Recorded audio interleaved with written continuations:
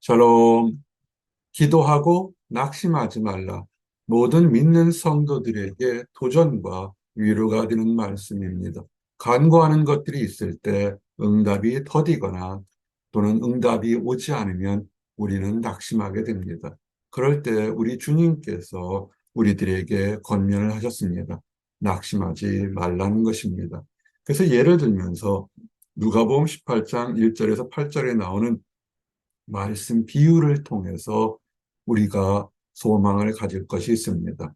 우리가 힘들 때 주님께 우리의 원한을 풀어달라고, 우리의 간구를 들어달라고 기도하고 불쌍히 여겨달라고 기도하는 것과 함께, 그리고 그것이 참된 믿음으로 부르짖으라는 이 두 가지 주제로 말씀을 증거합니다. 예수님께서 특별히 기도를 하는 성도들에게 말씀을 합니다. 근데 낙심하지 말아야 할 것은, 기도하지 않았으면 낙심할 이유가 없겠죠. 기도가 깊어졌으면 이 낙심이 찾아올 수가 있습니다. 기도를 대충 했으면 진정성이 없었기 때문에 낙심할 것도 없을 겁니다. 아, 안 되는가 보다 하고 포기하기 때문에 그렇습니다. 근데 정말로 하나님 안에서 소망을 두고 열심히 기도했는데 응답이 오지 않거나 더디 오게 되면 우리는 부족하기 때문에, 사람이기 때문에 낙심할 수밖에 없습니다. 그런 말씀을 아시고 우리에게 권면의 말씀이 있습니다. 위로의 말씀이죠. 내 영혼아, 내가 어찌하여 낙심하며 어찌하여 내 속에서 불안해하는고. 우리들 성도 안에 있는 영혼이 우리 자신의 것, 성도의 것이라고 생각하는데 그렇지 않습니다. 성도 안에 빌려주신 하나님의 영혼이, 하나님의 영이 우리에게 있어서 우리 안에 있는 하나님의 영을 낙심시키지 말라는 것입니다. 그러면서 권면하는 것이 뭐냐면, 힘들고 어려울 때 오히려 찬양하며 소망을 두며 하나님을 바라는 것입니다. 더 긍정적으로, 더 강력하게 하나님이 계시니 때가 되면 반드시 응답하실 거다라는 그 믿음을 가지고 찬양하라는 것입니다. 사실은 이것이 결론입니다. 우리는 기도하고 감사하고 찬양, 이 세 가지를 하셔야 됩니다. 그러면서 또 예수님께서 이 얘기를, 예화를 들어서 얘기를 합니다. 예화를 드는 것은 이 비밀을 깨달을 수 있는 사람에게는 축복이 되는 것이고, 깨닫지 못하는 사람에게는 그 축복을 알지는 못하는 것이죠. 어떤 것이 있냐면, 하나님을 알지 못하는 재판장이 한 도시에 있다는 것입니다. 재판장의 권위가 있고 능력이 있었는지 하나님도 무서워하지 않았고 사람들도 무서워하지 않았습니다. 그만큼 잘 나갔고 권력이 있었고 힘이 있었던 것 같습니다. 인간적인 사람이었습니다. 그런데 문제는 이 재판장 중에 재판장, 최고의 재판장은 사실은 하나님이시죠. 하나님은 자기 자신의 속성, 특성을 얘기할 때 나는 거룩한 곳에 있으며, 천박한 곳이 아닌 거룩한 곳에 있으며, 고아와 과부, 고아와 과부의 특징은 어디 가서 하소연할 수 없는 연약한 존재라는 것입니다. 특별히 예수님 당시에 부모가 없는 고아와 남편이 없는 과부는 자신의 삶을 영위할 수 없는 매우 위태한 연약한 존재입니다. 그 아무것도 세상에서 의지할 것이 없는 사람들을 보호해 주는 사람이 누구냐? 그 사람이 하나님인데 의로운 재판장이라고 자기 자신을 소개하고 있는 것입니다. 그래서 하나님은 세상 사람들에게도 하나님의 속성을 따라서 이렇게 고아나 과부나 객이나 손님이죠. 지나가는 여행객들이죠. 여행객들이기 때문에 자기 자신의 권리를 주장할 것이 별로 없는 사람들이 억울함을 당할 때는 공평하게 정의롭게 하는 것입니다. 그리고 그것을 하라고 백성들에게 아멘, 이 말에 순종하겠다고 말하는 것입니다.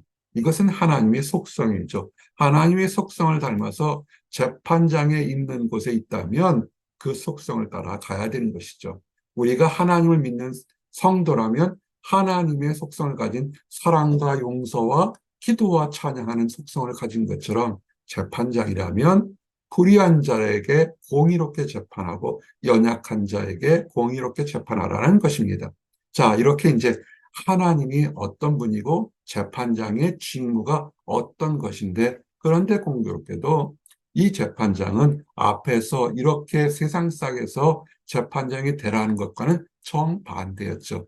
하나님을 무서워하지도 않고 하나님의 존재를 알지도 못했고 그리고 세상 사람들에게 자비도 베풀지 않았습니다. 그런데 그런 재판장이 있는 곳에 한 과부가 있습니다. 연약한 존재고 자기를 보호할 수도 없고 자기 자신의 생명이나 일상생활 영위하기 어려운 존재인데 또 이런 사람들을 등쳐먹는 원수가 있는 것 같습니다. 참 세상이 악합니다. 최근에 보니까 사기를 치는 사기꾼들의 모습을 보면서 참 악하다라는 생각을 하게 됩니다. 인간이 참 악하다는 생각을 하면서 탄식이 나오는데 이 과부가 억울한 일을 당한 것 같습니다. 남편이라도 있으면 가서 남편에게 얘기하면 남편이 가서 뭐라도 해서 이렇게 자기 억울함을 풀어줄 텐데 말이라도 소리라도 질러서 나의 답답함을 얘기할 텐데 아무도 얘기할 곳이 없었던 것입니다. 어떻게 하겠습니까? 과부가 할 수 있는 것은 법에 의존하는 것이고 그 유대인의 사회에서 할 수 있는 하나님께서 재판장을 두신 것이 뭐였습니까? 억울함을 가진 사람들의 송사를 공정하게 하라. 하나님의 속성처럼 공정하게 하라는 재판장을 세워뒀던 것이니까 그는 할 수가 없으니까 거기 가서 내 원수에 대한 나의 원수를 풀어주시옵소서. 기도할 수밖에 없습니다. 근데 이 재판장은 듣지를 않죠. 왜? 그 과부가 별 볼 일 없거든요. 그 공정한 걸 해결해 준다고 해서 뭐 특별하게 내게 이득이 떨어질 것도 아니고 그 무시할 수밖에 없는 겁니다. 그런데 그가 어느 날 갑자기 자신을 돌아보게 됩니다. 늘 작은 목자가 축복의 시작과 인생의 삶의 목적이 Who am I? 내가 누구인가? Where am I? 내가 어디 있는가? 자신을 돌아보고 내가 어디 있는지를 살펴서 그 다음 길을 생각하면 축복이 된다 그랬습니다. 무슨 이유인지 모르겠지만 재판장이 내가 누구인가를 돌아봅니다.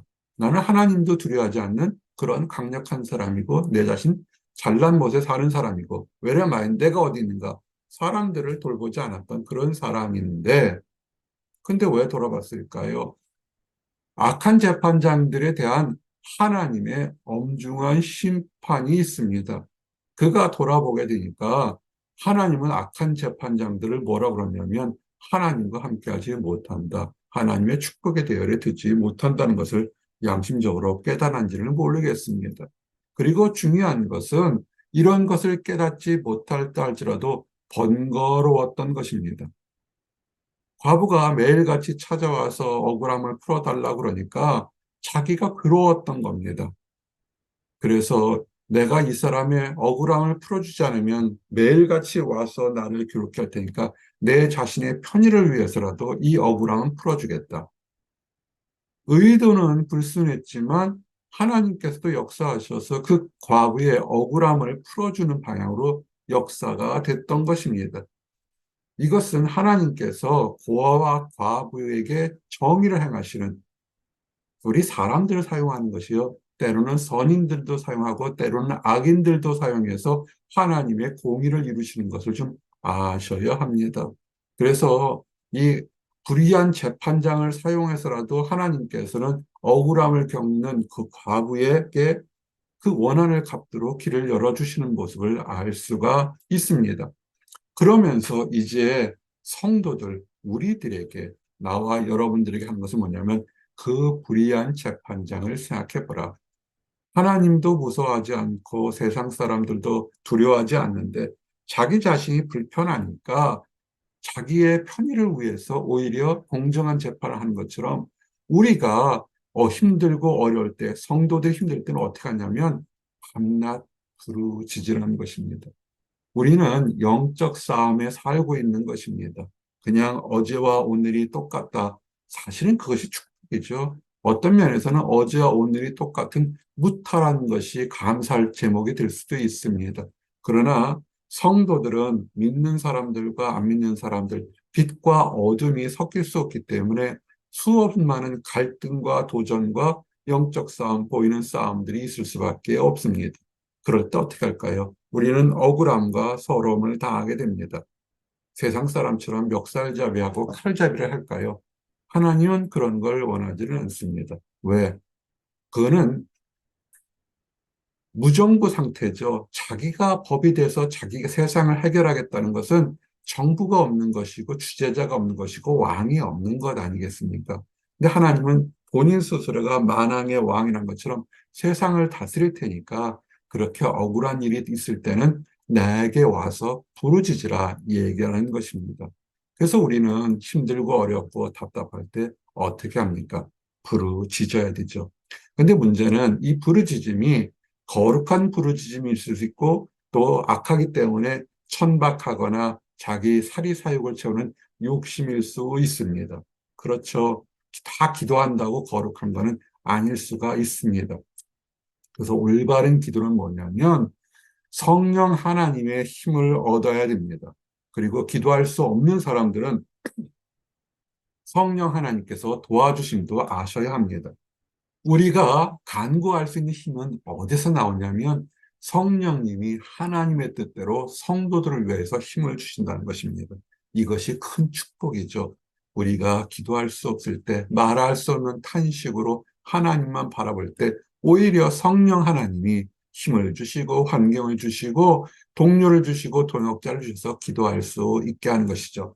그러니까 우리는 어떻게 기도를 시작해야 될까요? 성령 안에서 하나님의 뜻대로 기도하는데 이것이 포기하지 않고 계속 기도하게 되면 하나님의 도우심을 이미 입었잖아요. 기도할 수 있다는 것 자체가 하나님의 도우심을 입었다는 얘기입니다. 하나님의 도우심을 입었다는 얘기는 하나님께서 올바르게 기도하도록 인도해 주실 겁니다. 그러므로 낙심하지 마십시오. 지금 더디 오거나 응답이 오지 않는다라도 내가 기도를 시작하고 있다는 것 자체가 하나님께서 나와 여러분을 지금 생각하시고 보호하시고 인도하신다는 것입니다. 그래서 이 비밀을 알지 못하는 사람들 어떻습니까? 기도하다가 포기하고 낙심하니까 예수님이 한탄하시죠. 예수님이 다시 올 때 정말 그렇게 응답되지 않아도 믿음을 가질 수 있는 소망의 성도가 얼마나 되겠느냐라고 하는 것입니다. 역설적으로 이것은 우리에게 기도 응답이 되지 않고 남들과 비교해 볼 때 더 부족하다 할지라도 소망 가지고 기도하는 것, 그것이 참된 믿음인 것입니다. 참된 믿음으로 승리한 믿음의 장이 히브리서 11장에 기록된 사람들, 위대한 믿음의 사람들을 볼 수 있습니다. 그 중에 또 한 사람이 노아 아닙니까? 믿음으로 노아는 보이지 않을 때 방주를 만들었습니다. 비가 오지도 않고 아무 일도 없을 때 일평생 동안, 그런 일평생 동안 미친 사람이요 일평생 동안 쓸데없는 일을 했다고 그랬지만 결국은 구원을 받았고 그의 가족으로 인해서 생명이 전파됐습니다. 우리는 하나님께 기도하고 간구하는 것, 다른 사람들이 보기에는 무시하고 천대받고 응답받지 못해서 우리를 조롱할 수 있습니다. 그러나 하나님의 때에 우리는 오히려 참 잘했다 칭찬받고 하나님께서 우리의 간구를 들어주실 것입니다. 억울한 일이 있을 때, 답답하고 연약할 때 우리는 어떻게 할까요? 낙심하고 뒤로 물러서거나 숨는 것은 하나님의 뜻이 아닙니다. 나를 불쌍히 여기소서 나의 답답함을 풀어주소서라고 주님께 기도하는 것이고 또한 기도하면서 내 뜻대로 마시고 아버지의 뜻대로 해달라고 기도했던 우리 주님의 기도의 모범처럼 성령 하나님의 힘을 빌어 성령의 인도하신 대로 기도할 때 우리가 기도하는 것보다 더욱더 거룩하고 온전하고 놀라운 축복의 응답이 반드시 임할 것이라는 것입니다. 이 응답을 누리는 나와 여러분들이 되시기를 원합니다. 기도하시겠습니다. 하나님 감사합니다. 우리 하나님을 믿는 성도들에게 가장 중요한 기도하고 낙심하지 말라는 권면과 위로를 주심을 인하여 감사합니다. 마음을 열고 입술을 열어 주님께 나를 불쌍히 여기소서라 기도를 시작할 때 이미 우리 주님은 우리의 기도의 모든 것을 다 들으시고 아시는 것으로 인하여 감사합니다. 내가 말할 수 없는 단식으로 기도조차 할 수 없을 때 성령 하나님께서 우리를 위해서 도우시고 인도하심을 인하여 감사합니다. 아버지, 무시로 기도하고 간구할 때, 그리고 아버지 하나님 앞에 간절히 기도해서 그 모든 것이 응답받았을 때 하나님께 영광 돌리는 모든 성도들이 되도록 허락하여 주시옵소서. 하나님을 알지 못해서 기도하는 것도 모르고 세상에 자기 욕심만을 위해 기도하는 안타까운 사람들이 있습니다. 하나님 그들에게 성령의 인도하심에 따라 거룩하고 온전한 기도를 해서 하나님의 축복을 누리는 모든 사람들이 되도록 인도하여 주시옵소서. 늘 감사드립니다. 예수 그리스도 이름 받들어 기도드렸습니다. 아멘.